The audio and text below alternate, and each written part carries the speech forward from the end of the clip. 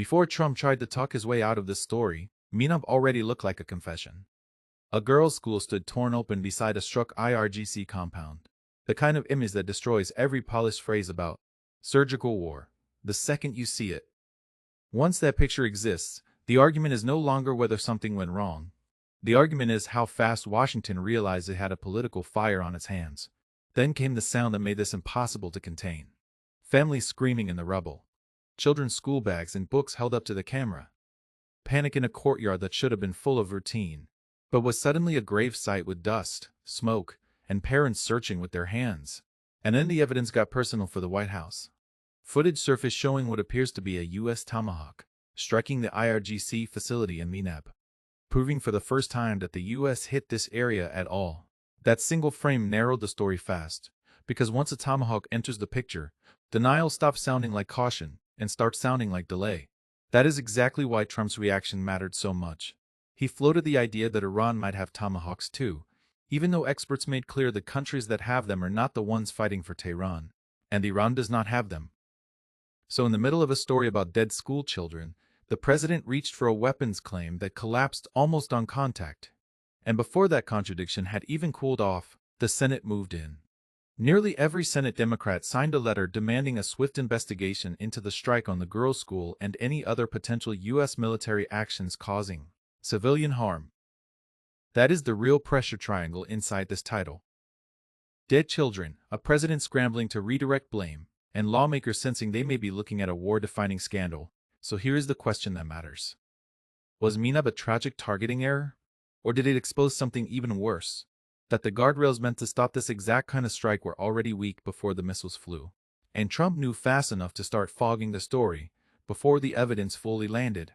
If you are here for coverage that reads the gap between what governments say and what the evidence is starting to say back, subscribe now. And stay to the end, because this story does not stop at who hit the school. It ends at what Minab says about how this war is being run, and what Washington is trying not to admit about it. The title says 160 girls.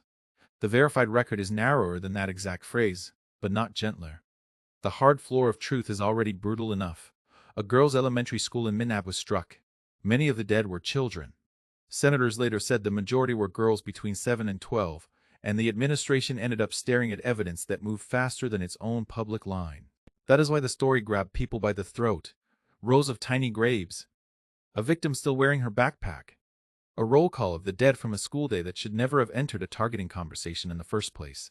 Whatever the exact final count turns out to be, Minab already carries the emotional weight of a war crime in the public mind. And that is what Trump and his team were up against from the first hours of this story. Not just an allegation. Not just a casualty report. A moral image, and moral images are what destroy the luxury of official pacing, because you can delay responsibility, but you cannot unshow a broken school and child-sized graves once the public has seen them.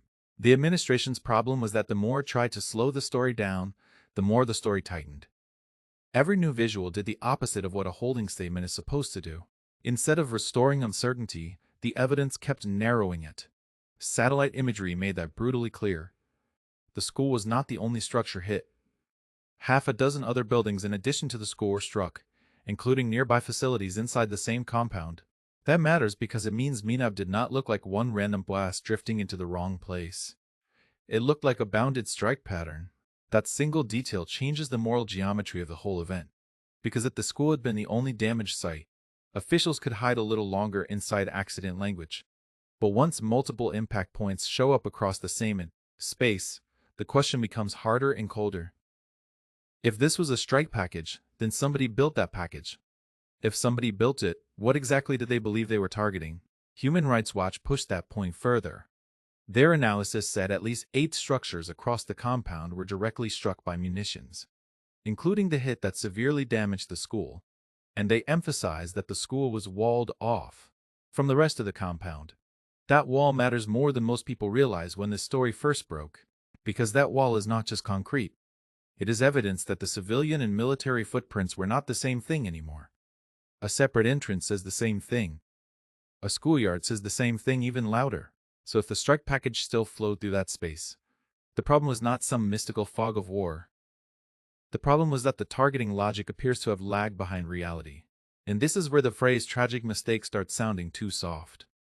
A tragic mistake sounds like something no one could have seen coming. Minab is increasingly pointing somewhere else, toward a system that may have been using old assumptions.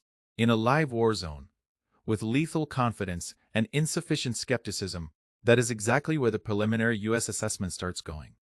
According to CBS reporting, the United States was likely responsible, but may have hit the school in error because dated intelligence wrongly identified. The area is still part of an Iranian military installation. That is supposed to sound exculpatory. In reality, it is devastating.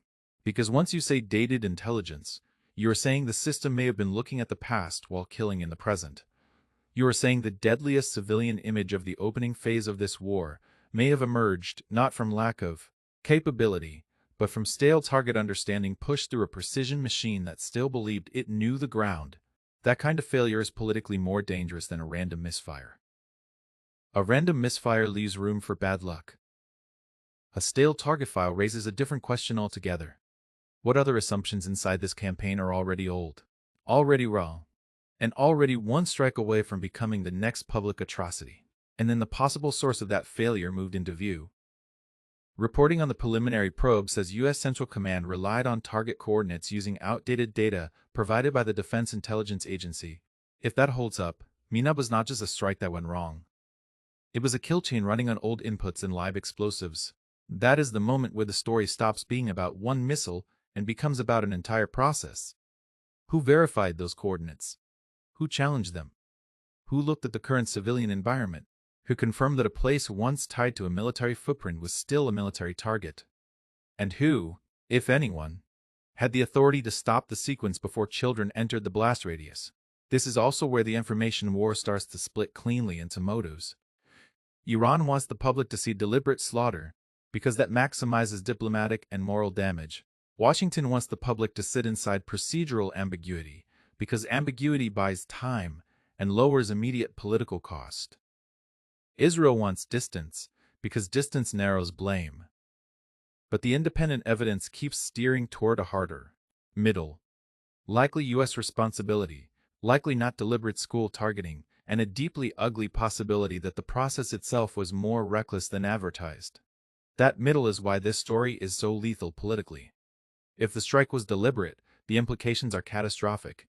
If it was not deliberate, the implications are still catastrophic, because it means a war sold as precise was operating with assumptions old enough to erase the line between a school and the compound beside it. That is why the Senate letter did not stop at demanding facts about Minab. It attacked the broader war itself, calling it a war of choice without congressional authorization. Lawmakers used the school strike as an entry point into something bigger. Rules of engagement, civilian harm mitigation, accountability, and the possibility that this administration had loosened the moral hardware of the campaign before the public ever understood what was being launched in its name. That is a massive shift.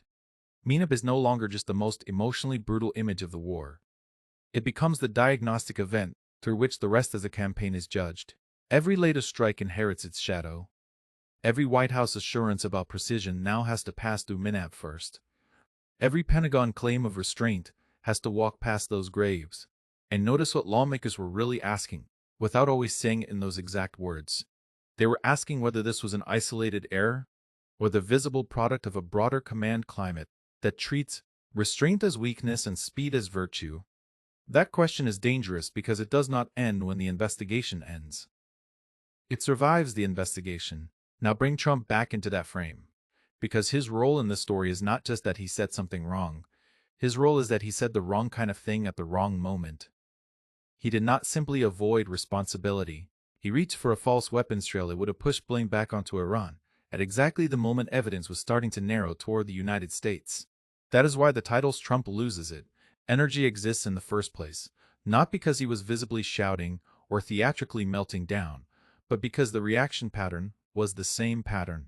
Power uses when it feels exposure coming, deny, muddy, redirect, and hope the technical details stay too technical for the public to weaponize against you.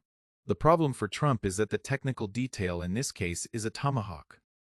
And a tomahawk is not just a technical detail. It is a political fingerprint. Once experts, imagery analysts, and open-source investigators start centering that weapon, the story becomes less about emotion and more about narrowing the field of plausible lies. That is why this AP line was so toxic for the administration. Trevor Ball identified the munition as a Tomahawk cruise missile, which only the US is known to possess in this war. At that point, the president was no longer fighting just a headline. He was fighting a narrowing weapons trail that made his public explanation look less like leadership and more like narrative panic. And once panic enters the frame, the audience reads every later hesitation differently. Investigation language no longer sounds neutral. It sounds defensive. Caution no longer sounds responsible. It sounds like a government buying time while outside evidence keeps marching toward the answer, faster than official confirmation wants to. Then the funerals hit the story again. Coffins draped in the Iranian flag moved through crowds in Minab, dragging the narrative out of maps and target coordinates, and back into public grief. This is what governments hate most after civilian harm events, when the evidence grows a human body and starts moving through the street. Because bureaucracies can survive argument, they struggle to survive ritualized mourning. When the images are clean, the victims are children, and the public already suspects the official story is bending around the truth instead of toward. That is when a strike stops being a battlefield event and becomes a memory event. The kind that defines a war, after the briefings are forgotten. And that is exactly why US officials have tried to keep the emphasis on process. Investigations. No final conclusions. We never target civilians. All of that may be formally true in the narrowest, bureaucratic sense. But it misses the core issue. Minab is not politically devastating because the administration lacks words. It is politically devastating because the available words are getting weaker as the evidence gets stronger. And by then, the story was already moving beyond Iran's own narrative space. UN experts said they were deeply disturbed by the deaths of children after the bombing of the school. That matters because once the event escapes the administration's domestic pacing and enters wider international alarm, the cost of narrative delay starts multiplying. So let's answer the central question directly. If Minab was a US targeting mistake, then it is one of the most damning mistakes imaginable for a war sold as controlled, disciplined, and exact. It would mean the safeguards were weaker than advertised. The verification was poorer than required, and the system trusted target logic that had already drifted away from civilian reality. And if Minab was not a US mistake, the administration still does not emerge clean. Because Trump's public line was wrong where it mattered most, his Tomahawk diversion collapsed under scrutiny, and Washington failed to present a convincing alternative account, while the evidence kept narrowing around the same ugly conclusion. That is not command clarity. That is a government losing the race to define its own scandal. Either way, the same conclusion survives every attempted escape route. Minab exposed a war that wants the prestige of surgical force without carrying the burden of proving it, still knows where the civilian world begins. And once a war has to explain away broken school walls, backpacks in rubble, and tiny graves lined in rows, it is no longer fighting only for military objectives. It is fighting against the evidence of what it has already done. This channel stays where that evidence leads, long after official stories start changing shape.